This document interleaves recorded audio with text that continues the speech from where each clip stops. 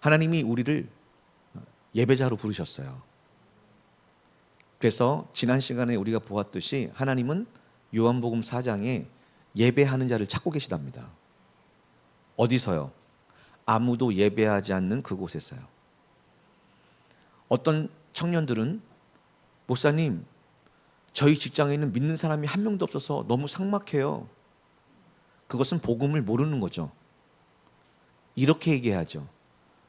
목사님, 하나님이 저를 그곳에 선교사로 보냈나 봐요. 믿는 사람이 한 명도 없어요. 거기서 예배하고 찬양할 수 있도록 기도해 주세요. 왜 하나님이 여러분을 그곳에 보내셨습니까? 아무도 예배하지 않는 그곳에서 주를 예배하게 하기 위해서요.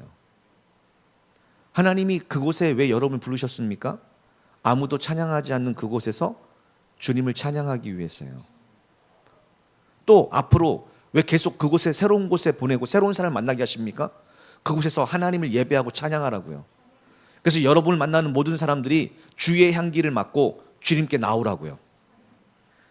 또한 왜 우리를 이곳에 부르셨습니까? 누구도 헌신하지 않는 그곳에서 주께 헌신하게 하기 위해서요. 왜냐하면 이 시대에는 헌신을 두려워합니다. 그러나 주님은 여러분을 부르신 목적이 헌신하라고 부르신 거예요. 교회를 세워서 잃어버린 영혼을 향하여 복음을 전하고 그들을 가르쳐 지키게 하는 모든 일에 협력하고 돕고 헌신하라고 여러분을 부르신 줄 믿습니다. 또한 누구도 증거하지 않는 그곳에서 주를 증거하라고 여러분을 부르셨어요. 그렇게 할 때 이 찬양 가사에 보니까 주의 보혈로 덮어집니다. 여러분이 발로 밟는 땅에 가서 먼저 그곳에서 주님을 찬양하고 예배하고, 실질적으로 얘기하면 학생은 학교에 가서 먼저 20-30분 먼저 가서 말씀 한 장을 읽고 거기서 기도하며 찬양하고 예배할 때 그곳이 주의 보혈로 덮여지면서 거룩한 기운이 돌기 시작합니다. 그래서 그곳에서 같이 함께 공부하는 학생들의 마음이 변화가 되고 새롭게 되고 하나님을 경외하는 분위기로 역전됩니다. 직장인들은 남들보다 20-30분 먼저 가서 그곳에서 성경을 펼쳐놓고 한두 구절을 읽으며 거기서 예배와 찬양을 드립니다. 그럼 그곳에 주의 보혈이 덮어짐으로 말미암아 그곳에 있는 모든 죄가 정결케 되고 깨끗게 되고 예수 그리스도의 향기가 바라며 거기에 있는 사람들이 갑자기 마음의 회개를 일으키고 죄를 깨닫게 하고 변화되는 역사가 일어나게 되는 것입니다. 그걸 위해서 여러분을 부르시고 보내신 거예요. 하나님은 우리를 이렇게 예배하라고 부르신 것입니다. 그래서 우리가 예배자로서 어떤 삶을 살아야 되느냐? 내가 선이고 내가 밟는 이 땅 거룩한 땅이 되어 주님의 복이 임하는 곳이 되게 하옵소서 라고 기도하면서 나가야 되는 거예요. 나가야 됩니다. 이것이 바로 우리를 부르신 목적입니다. 그래서 우리는 영적 예배가 무엇인지를 알고 영적 예배를 드리는 삶을 사셔야 됩니다. 그럴 때 여러분이 가는 곳마다 원수 마귀의 역사는 떠나가고 성령의 역사와 임재가 여러분을 따라다닐 줄 믿습니다. 하나님이 우리를 왜 창조하셨습니까? 다시 한번 말씀을 읽어볼까요? 시작.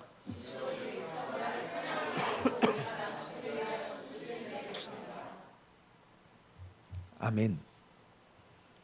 하나님은 우리를 창조하신 목적을 이사야서에서 찬양하게 하려고 우리를 만드셨답니다. 또 예배하게 하기 위해서 주님이 손수 우리를 만드셨답니다.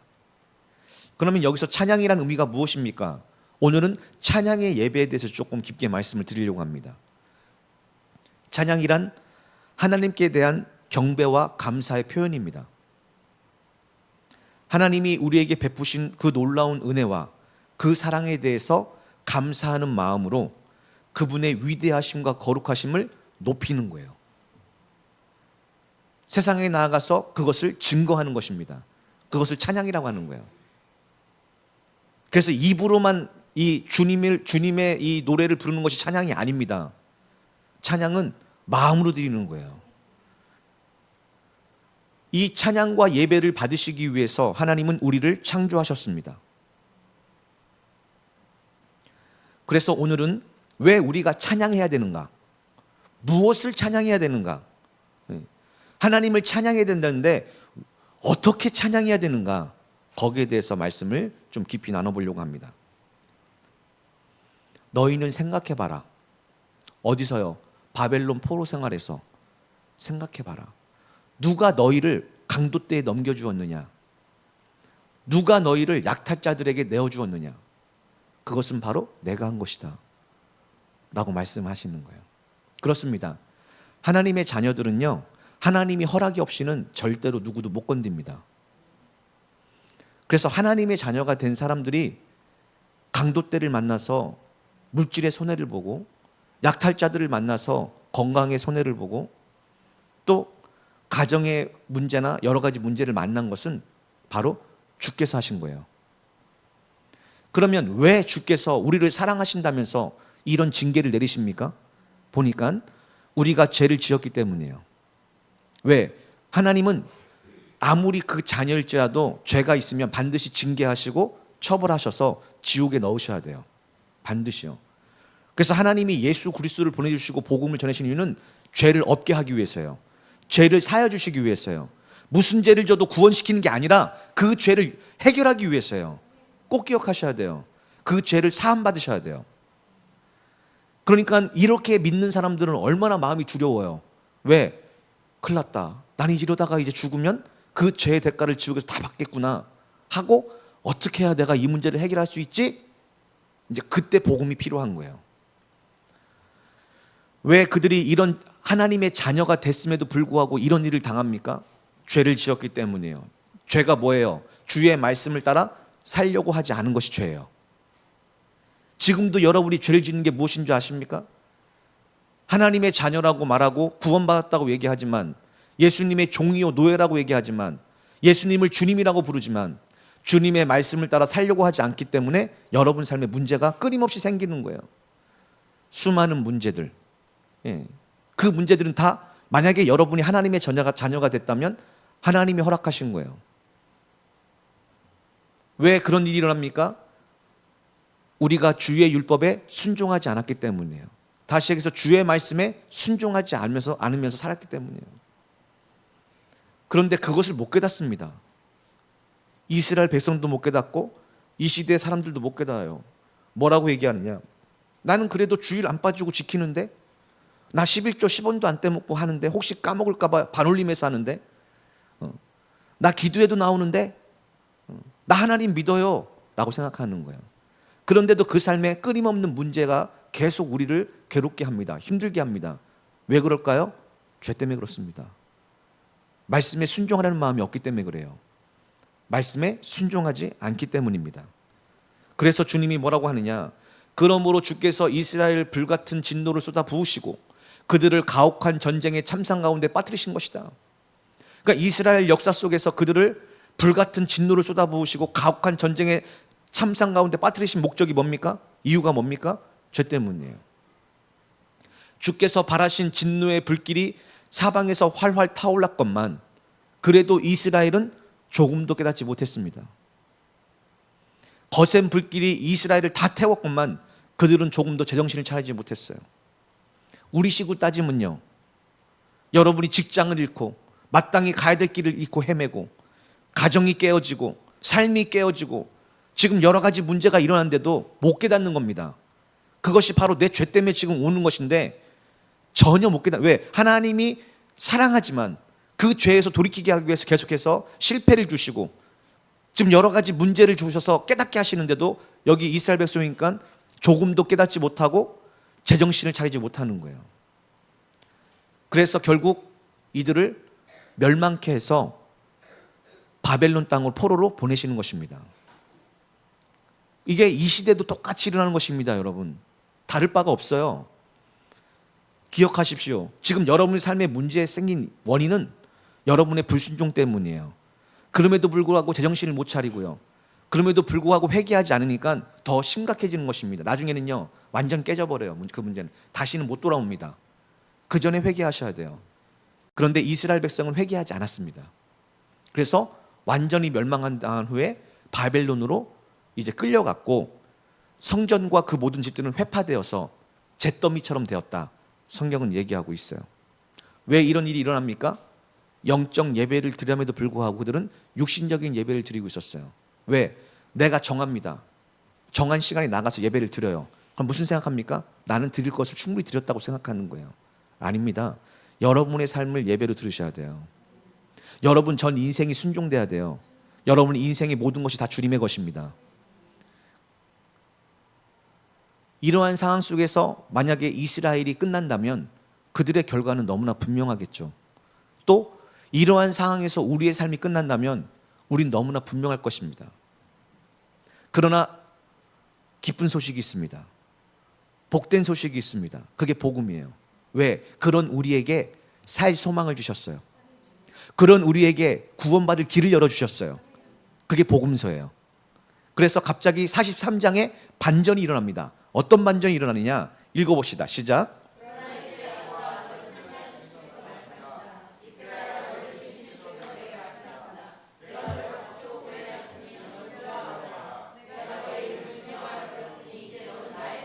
아멘. 이 야곱이 누굽니까? 바로 나예요. 예, 여러분이 영적인 이스라엘입니다. 주께서 이제 말씀하시는 거예요. 누구한테요? 끝까지 깨닫지도 못하고 회개하지 않은, 그래서 바벨론 포로에 끌려가서 멸망당한, 그럼 이 사람들에게 소망이 있겠습니까? 없어요. 왜? 돌아갈 곳이 없잖아요. 그리고 그들이 우상처럼 믿던 성전이 회파됐어요. 왜? 그 성전은 하나님의 임재가 있기에 자신들은 그 하나님이 살아계심을 믿고 다른 건 다 건드려도 성전은 못 건든다고 생각했어요. 왜? 하나님이 스스로 그것을 막을 거라 생각했단 말이에요. 근데 그 성전이 완전히 해파됐어요.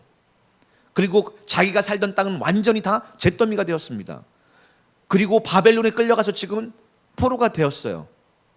그리고 그 바벨론은 너무나 강대국이어서 영원토록 무너지지 않을 것처럼 보였습니다. 이 상황에서 여러분은 어떤 마음을 가지겠습니까? 절망이겠죠. 낙심이겠죠. 그게 바로 우리의 현실입니다. 예수 믿지 않은, 예수를 믿으면서도 순종하지 않은, 예수의 부르심을 받고도 예배하지 않는 자들의 지금 절망적인 상황이에요. 그게 우리 모두가 겪는. 그런데 주님이 말씀하시는 거예요. 43장에. 그러나 이제 야곱아, 너를 창조하신 주께서 말씀하신다. 그리고선 또 야곱을 대신해 뭐라고? 이스라엘아, 너를 지으신 주께서 내게 말씀하신다. 내가 너를 값주고 구해냈다. 구속했다. 무슨 값 주고요? 예수님의 피값 주고요. 예. 너를 내가 구원했으니 너는 두려워하지 마라. 지금 여러분에게 하시는 말씀이에요. 사실 지금 여러분은 어떤 마음이 있어야 되냐? 내 죄 때문에 이제 나는 죽으면 지옥불에서 내 지은 모든 죄가를 치러야 되는구나 라는 생각을 갖고 사셔야 되는 거예요. 예, 교회 다녀셔도요. 그런데 주님이 뭐라고 말씀하시느냐? 내가 너를 구했다, 구원했다. 뭘로요? 대가를 주고. 어떤 대가요? 예수 그리스도의 보혈의 피값을 주고 너를 구했다. 죄에서. 그러니까 두려워하지 마라. 그리고 내가 너의 이름을 지명하여 불렀나니 이제 너는 내 것이다. 네. 미리 말씀드리자면 이것을 아멘 하시면요, 이제 여러분의 삶을 살면 안 돼요. 왜? 여러분 이제 누구 거예요? 주님 뜻대로 여러분 인생 전체를 주님께 드려야 돼요. 여러분 인생을 살면 안 됩니다. 자, 이제 이렇게 돼서 야곱에서 이스라엘로 거듭난 사람은 주님이 피값으로 우리를 구원하셨고 주님이 지명하여 부르신 거예요. 뭐 하라고요? 예배하라고요. 찬양하라고요. 그래서 이제 이것을 믿는 사람은 두려워할 필요가 없어요. 왜 그럴까요? 여러분이 예배자로서 이제 아무도 예배하지 않는 곳에서 주님을 예배하고 찬양하는 삶, 아무도 헌신하지 않는 곳에서 헌신하는 삶을 살게 되면 주님이 이제 어떻게 하시느냐? 읽어볼까요? 시작.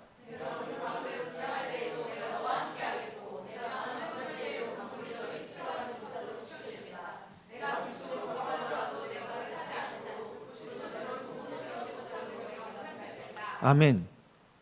그래서 이렇게 주님이 구속하였고 주님이 지명하여 부르신 사람들은 그 마음에 주님이 주시는 확신이, 넘치는 확신이 있기 때문에 물 가운데 걸어가도 두려워하지 않습니다.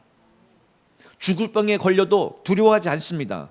하나님의 뜻이 있어서 지금 주시는 것이니 주께 감사해야지. 왜 하나님이 이렇게 하십니까? 나는 주 곧 내 하나님이기 때문이다. 이스라엘의 거룩한 자여, 내 구원자이기 때문이다. 내가 너를 이집트의 노예 상태에서 해방시키려고 내 몸값으로 이집트를 대신 지불했고 너를 자유롭게 하려고 구스와 스바를 대신 지불하였다. 이 얘기 무슨 얘기입니까? 하나님은 최고의 대가를 치르시고 여러분을 지명해서 지금 부르신 거예요. 그리고 여러분을 구원시켜 주시겠다고 약속한 겁니다. 그런데 여러분에게 무엇을 요구한들 하나님이 과하시겠습니까? 아닙니다. 여러분의 전체를 들여도 못 갚습니다. 왜 그렇게 살아야만 하는가? 주님이 나를 살리기 위해서 세상에 가장 큰 값어치 있는 것을 대가를 치렀기 때문이에요. 이것을 믿어지는 것이 신앙이고, 그래야 하나님을 진정한 예배를 드리고 찬양을 드릴 수가 있고 여러분의 모든 걸 헌신해서 주님을 섬겨 천국에 들어갈 수가 있는 거예요. 안 그렇고선 천국에 들어가길 바라십니까? 그건 거짓말입니다. 거짓복음이에요. 왜? 여러분이 믿지 않기 때문에 그렇게 사는 것입니다.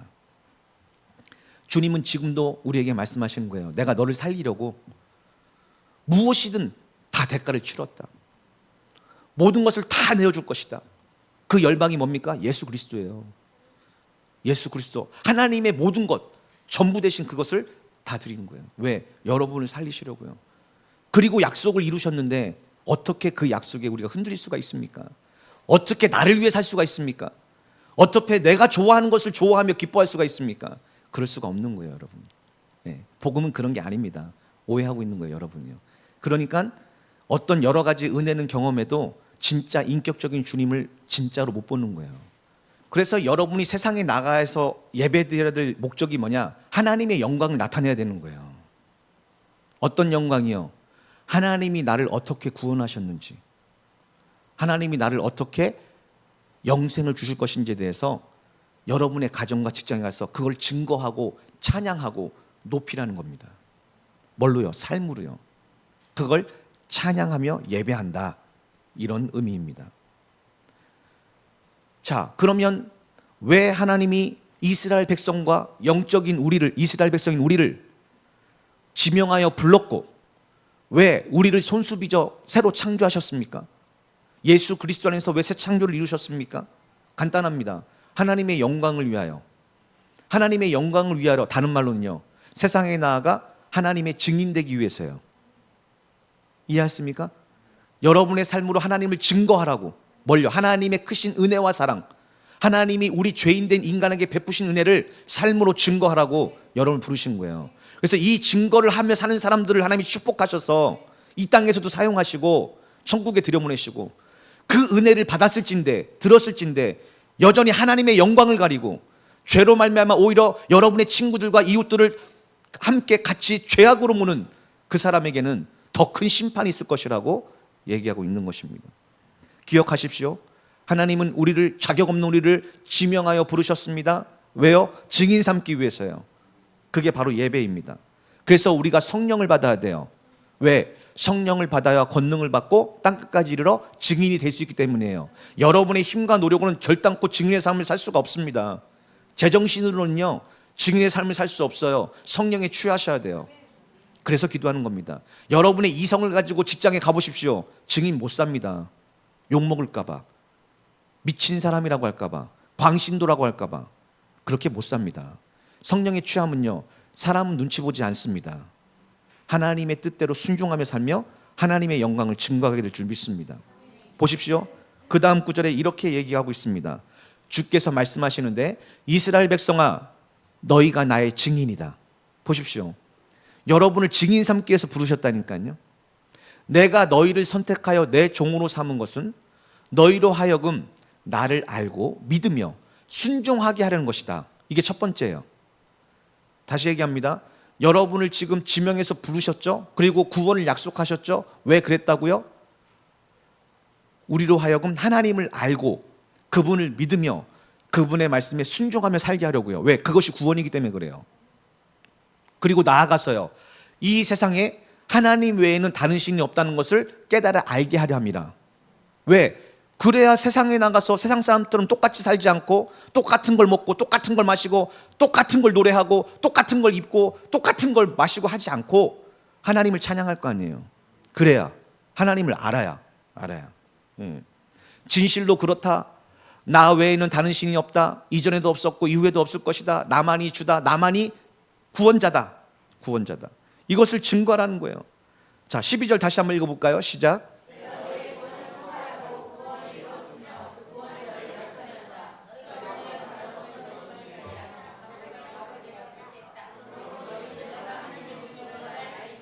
아멘. 그러니까 나아가서 우리가 뭘 증거합니까? 하나님이 나를 구원하셨어. 하나님이 나에게 구원을 약속하셨어. 너 왜 그렇게 살아? 하나님이 구원을 주신대. 너는 왜 우리랑 다르게 살아? 너는 왜 우리가 먹고 마시는 걸 함께 하지 않아? 우리와 함께 같은 문화를 하지 않아? 나는 하나님이 구원하신다고 했어. 하나님 한 분만이 나를 구원할 수 있어. 나는 그 하나님을 찬양해. 나 같은 죄인까지도 찾아오신 하나님, 나는 영광을 돌릴 거야. 내 삶으로 할 때 다른 사람이 하나님을 경외하는 거예요. 그게 바로 증인입니다. 그게 성령 충만 받지 않고는 그 맨정신을 살 수가 없어요. 그러니까 제발 술 취하지 말고 성령에 충만하라는 거예요. 제발. 그것이 바로 증인입니다. 삶의 자리에서. 그렇다. 과연 태초부터 나는 하나님이다. 그렇기에 누구도 내 손에서 능히 건질 자가 없고 누구도 내가 하는 일을 막을 수가 없다. 없다. 지금 말씀하고 계십니다. 그 주님이 말씀하시는 거죠. 내 손에서 능히 건질 자가 없고 누구도 내가 하는 일을 막을 수가 없다. 그래서 이제 이스라엘 백성이 완전히 망하고 이제 포로로 끌려갔는데 하나님이 그들에게 지금 이 말씀을 하시는 거예요. 왜? 새 일을 행하고 새 일을. 행여나 여러분의 인생이 완전히 무너지고 멸망했더라도 하나님은 포기하지 않습니다. 여러분에게 한 약속 언제든지 회개하고 돌이키면 다시 시작하십니다. 오늘 이 말씀이 우리의 소망이에요. 소망이 단 1도 없는 이 이스라엘 백성에게 하나님이 지금 약속하시는 거예요. 뭐라고요? 내가 하는 일은 아무도 막을 수 없다. 내가 너희에게 이제부터 일하겠다. 이게 복음입니다. 여러분 삶에 소망이 없습니까? 막연합니까? 다 끝난 것 같습니까? 이제 안 돌이킬 것 같습니까? 지금이라도 저 말씀을 붙잡으십시오. 지금이라도 엎드리십시오. 지금이라도 회개하십시오. 하나님이 도와주실 것입니다. 뭐라고 하십니까? 읽어봅시다. 시작.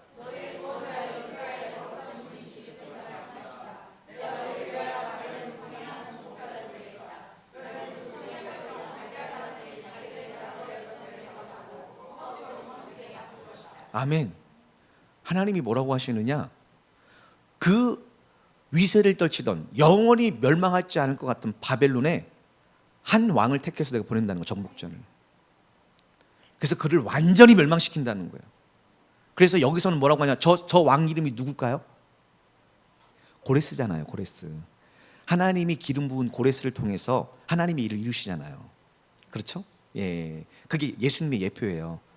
왜? 예수님은 하나님의 그리스도인데 그 기름 부은 밤잖아요. 똑같이 표현합니다. 고레스에게 기름 부어 바벨론을 멸망시킵니다. 그게 저 얘기예요. 그런데 이스라엘 백성은 믿었을까 안 믿었을까요? 안 믿었습니다. 왜? 이렇게 강대한 바벨론이 한 정복자에서 무너진다고? 말도 안 돼. 이렇게 생각한 거예요. 그런데 뭐라고 말씀하십니까? 내가 바벨론 도성에 그 정복자 고레스를 기름 부어 보내서 그 도성에 살고 있던 것들을 싹 내가 처리할 것이다. 멸망시킬 것이다. 나는 주 너희의 거룩한 자여 이스라엘 창조 너희 왕이다. 왕이다. 믿으란 얘기예요. 너희 왕이다. 이스라엘의 구원자이신 주께서 말씀하신다. 내가 옛적 이집트에서 내 백성 이스라엘 해방시킬 때 나는 바다를 갈라 가운데로 또 소용들이 치는 거센 물결 가운데 그를 길을 내었다. 그들이 안 믿으니까 어떻게 해요? 과거를 상기시키는 겁니다. 니네 조상이 430년 동안 애굽 땅에서 종살이했지. 그때 그들은 한 게 없어. 왜? 내가 홍해를 갈라버렸어. 이거와 똑같이 내가 고레스를 보내서 니네는 한 게 없어. 내가 너희를 위해서 일할 거야. 뭐 하기 위해서요? 증인 삼기 위해서요. 뭐 하기 위해서요? 세상에 나가 하나님을 찬양하고 예배하라고요. 왜? 하나님이 하신 일들을. 자, 그래서 과거를 얘기하시는 거예요. 구원자이신 하나님께서 행했던 일이 뭐냐? 430년 동안 종살했던 그들을 하나님이 홍해를 갈라버리셨어요. 네, 놀라운 일이죠. 여러분 하나도 안 놀라시는데. 자, 그러면서 어떻게 되느냐? 이 백성이 다 건넌 후에 추격하던 그들을 송두리째 엎어버렸어요. 싹 죽이셨습니다. 다시는 보지 못했어요. 예. 그러므로 그들은 깊은 바닷물 속에 빠져 다시는 일어서지 못하고 꺼져가는 등장 심시처럼 모두 사그러지고 말았습니다. 이게 하나님이 하신 일이에요. 이걸 기억하라는 거예요. 여러분 기억해 보십시오. 여러분 삶엔 없습니까? 절망적인 그 순간, 실패의 그 순간, 모든 것이 끝난 것 같은 그 순간 하나님이 여러분 삶에 역전을 시키셨잖아요. 여러분 찾아오셨잖아요. 은혜 주셨잖아요. 구원시켜 주셨잖아요. 다 있습니다, 여러분. 있기 때문에 여기 앉아 있는 거예요. 그게 없으면 못 앉아 있습니다. 그런데 왜 그 은혜를 찬양하지 않습니까? 예배하지 않습니까? 왜 그 은혜를 삶으로 증거하지 않습니까? 왜 그 은혜를 헛되이 받아서 오히려 세상 사람과 똑같이 죄를 짓고 그렇게 하나님 마음을 아프게 하십니까? 돌이키셔야 돼요. 이제라도 돌이키셔야 됩니다. 자, 그러면서 이제 말씀하십니다. 새로운 소망을 주시는 거예요.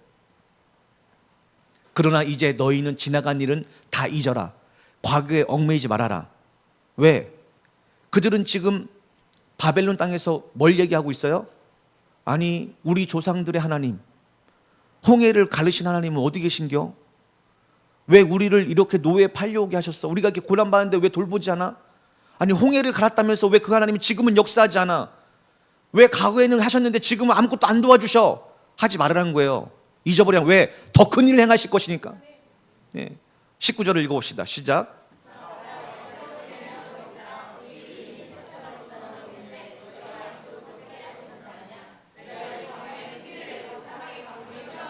아멘. 여러분 보이지 않습니까? 지금 여러분 삶에 새 일을 행하고 계신 거 믿지 않습니까? 지금 행하고 계십니다. 여러분이 이제라도 돌이켜서 죄에서 돌이켜 주님 앞에 엎드리면 이 길이 보일 것입니다. 주님은 지금 여러분 주위에서 일하고 계십니다. 새 일을 행하고 계십니다. 홍해를 갈랐던 것은 아무것도 아닙니다. 그보다 더 엄청난 일을 행하실 것입니다. 그런데 아직도 깨닫지 못합니까? 주님이 여러분의 삶의 길을 만드실 것입니다. 그곳에서 사막의 강을 흘러서 먹고 마시게 할 것입니다. 성령 충만이에요. 성령 충만이에요. 이리와 타조 같은 광야의 들짐승도 그 혜택을 누리면서 뭐라고 하느냐? 주님을 공경하고 찬양할 것입니다.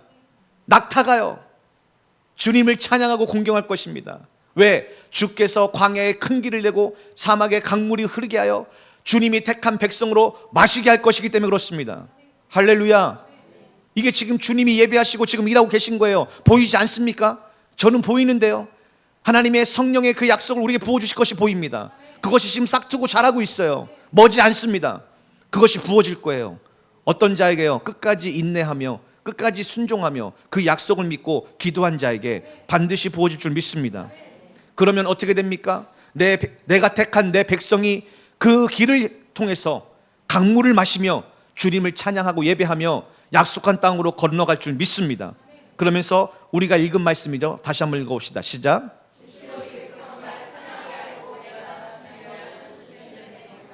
아멘. 그들이 할 수 있는 것은 아무것도 없습니다. 왜? 죄로 말미암아 바벨론에 팔려갔습니다. 돌아올 곳도 없습니다. 도와줄 사람도 없습니다. 그런데 하나님이 새 일을 행하시는 거예요. 왜 행하신다고요? 주님의 이름을 위해서, 주님의 영광을 위해서. 그럼 여러분에게 이제 그런 은혜를 베푸셨습니다. 이미 예수 그리스도를 통해서. 뭐 하라고요? 증인되라고요. 뭐 하라고요? 세상에 나아가 나 같은 죄인을 불러주시고 지명하시고 구원을 약속하신 하나님을 찬양하고 예배하라고요. 그게 여러분의 부택하고 부르신 하나님의 목적이에요. 그걸 바로 여기서 찬양하다요. 찬양, 그것을. 그 찬양하다. 너는 어떻게 그렇게 즐겁고 항상 기쁘고 항상 감사할 수 있어? 하나님이 나 같은 죄인을 지명하여 부르셔서 구원을 약속하셨거든. 그 하나님이 구원을 이룰 걸 믿기 때문에 나는 어떤 것도 두렵지 않아. 어떤 것도 무섭지 않아. 왜? 그 하나님이 나와 함께 하셔서 이 구원을 이루시기 때문에 나는 하나님을 찬양할 거야. 나는 내 삶으로 하나님을 예배할 거야. 내 삶의 열매로 하나님을 기쁘시게 할 거야. 구원의 하나님을 노래할 거야. 이게 찬양이 예배예요. 이게요. 그래서 하나님은 고레스 원년에 고레스를 보내서 그들을 해방시킵니다. 그리고 그들에게 각양 좋은 것들을 다 주시고 성전을 건축할 수 있는 모든 물질과 은부치와 금부치와 모든 재물을 다 주시고 성전 기물을 다 돌려주십니다. 고레스 원년에 고레스 마음을 돌이키게 하셔서. 왜? 그에게 기름 부었기 때문에. 하나님께서. 예. 이게 바로 하나님께 헌신하는 자들의 마음이에요. 그의 이름은 하늘에서 빛날 것입니다. 그래서 하나님은 그를 통해서 바벨론을 멸망시키고 이스라엘을 구원하시고 약속의 땅으로 인도하셔서 다시 성전을 짓습니다. 이것은 이 시대 복음 시대에는 이렇게 해석할 수 있습니다. 우리는 바벨론인 사탄, 계시록에서 이렇게 얘기하죠. 바벨론의 원조인 사탄, 이 사탄에게 속아서 죄를 지어서 죄의 종으로 이제 그의 노예로 살고 있습니다. 그런데 하나님의 기름 부음 받으신 그리스도이신 예수님이 이 땅에 오셔서 우리를 죄에서 구원하시려고 십자가에 죽으시고 물과 피를 다 흘리셨습니다. 이걸 믿는 것이 바로 우리의 죄를 사하는 유일한 방법이에요. 그리고 이제 어떻게 살게 하시려고요? 우리를 그렇게 구원하셨습니까? 우리 죄를 왜 사해 주셨습니까? 우리를 지금 왜 택해서 불러주셨습니까?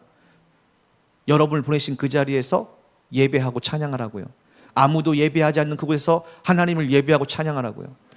우리를 구속하시고 우리를 지명하여 부르시고 우리를 축복하시고 천국을 약속하신 하나님을 찬양하라고요. 그 이름을 증거하라고요. 우리를 부르신 줄 믿습니다. 여러분, 이 일이 실제로 일어났습니다. 70년 만에 이스라엘은 해방됐어요.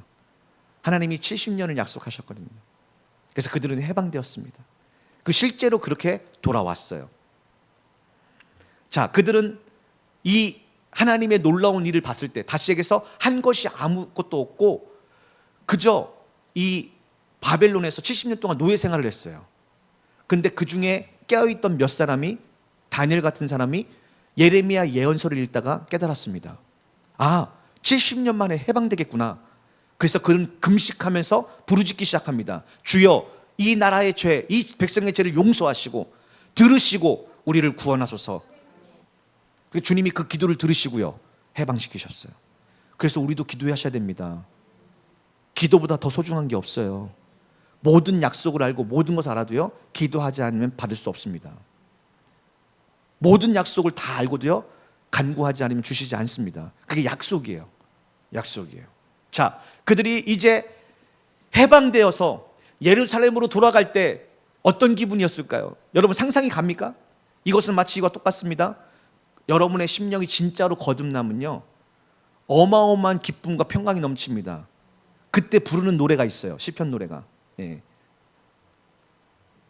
읽어봅시다. 시작.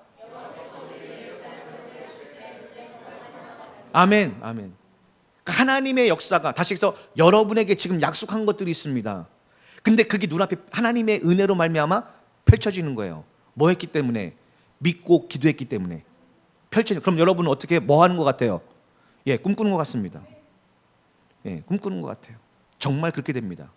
꿈꾸는 것 같습니다. 아니, 이게 실제로 되네? 나는 안 이루어질 줄 알았더니 진짜 이루어지네? 왜? 여러분의 노력과 의미는 아무 상관이 없습니다. 믿음이에요. 여러분이 그 사실을 믿고 기도했기 때문에 하나님의 때 이루어주시는 것입니다. 꼭 기억하셔야 돼요. 여러분 노력과 의가 아니에요. 끝까지 믿고 기다리며 기도하면요, 반드시 때가 되면 이루십니다. 그게 지금 우리 약속이에요. 이게요. 얼마나 소망이 넘칩니까? 특별히 기도하는 저희 교회는 오늘 기쁨이 넘칠 줄 믿습니다. 그래서 우리는 우리 입에는 한박 웃음이 짓느라 입을 다물 줄 없었습니다. 그러니까 여러분이 이제 오늘 예배를 마치고 가정으로 돌아가고 직장으로 돌아가는데 여러분 입이 어떻게 되는 거예요? 한박 웃음이 되는 거예요. 그러니까 여러분 가족들이 묻는 거예요. 대체 교회에서 무슨 좋은 일 있었어? 어떻게 갈 때는 막 이렇게 되고 가더니만 올 때는 한박 웃음을 짓고 와. 왜? 하나님이 여러분은 받을 자격도 없고 한 것도 없고 기대도 못했는데 단지 약속을 믿고 기도했더니 하나님의 때에 이루어주실 때가 반드시 온다는 거예요. 그래서 인내가 필요한 것입니다. 기도의 자리에서. 그래서 뭐라고 하냐, 한박 웃음을 지며 얼마나 기뻤는지 뭐가 저절로 나와요. 그러니까 여러분이 이렇게 되면 이제 어떻게 하냐, 학교와 직장에 가서 갑자기 이렇게 일을 하면서 공부하는데 나도 모르게 찬양하세. 하나님이 내게 약속한 게 있는데 나는 그걸 포기하고 살았는데 포기하지 않고 끝까지 인내하며 기도하면 이루신다고 말씀으로 약속하셨어. 좀만 기다려. 내가 아니라 하나님이 하실 거야. 너희들은 이제 놀랄 준비만 해. 이렇게 되는 거예요. 그리고 실제로 해질 때요, 이런 일이 진짜 일어납니다. 그래서 뭐라고 하냐, 그때 다른 나라 사람들이 말하더군요. 여호와께서 저들을 위해 정말 엄청난 일을 하셨군요. 이게 바로 증인이에요, 여러분. 이게 바로 예배고 찬양입니다. 하나님이 이 일을 행하시고 여러분이 가정과 직장과 친척에 가면 그걸 지켜보고 있던 여러분 주위의 사람들이 이렇게 얘기합니다. 어머, 그렇게 기도하더니 하나님이 정말 당신을 위해서 엄청난 일을 하셨군요. 이것을 증인, 여러분이 뭘 한 것이 아니라 하나님이 하신 것을 사람들이 다 보게 되는 거예요. 할렐루야. 이 날이 반드시 옵니다. 누구에게요? 끝까지 인내하며 졸라대며 간청한 기도한 자에게요. 반드시 옵니다. 이 날이요. 반드시요. 반드시 올 줄 믿습니다. 맞아요. 여호와께서 우리 위해 엄청난 일을 행했습니다. 얼마나 기뻤는지 말할 수 없어요. 다 이룰 수가 없습니다. 너무너무 놀라운 일을 행했습니다. 저는 어젯밤에 이 말씀을 준비하면서 우리 교회 행하실 하나님의 놀라운 일을 환상으로 받았습니다. 기뻐서 잠을 잘 수가 없었어요. 여러분, 반드시 하나님이 이루실 것입니다. 그 일을 위해서 함께 기도로 끝까지 헌신해 주시기를 간곡하게 부탁을 드립니다. 제가 힘을 잃지 않게, 그 비전을 빼앗기지 않게 끝까지 함께 기도해 주시는 여러분께 감사를 드립니다. 여호와여, 담비 내려 메마른 강바닥에 다시 물 흐르듯 우리 땅 우리에게 다시 주소서. 그리고 마지막으로 크게 읽어봅시다. 시작.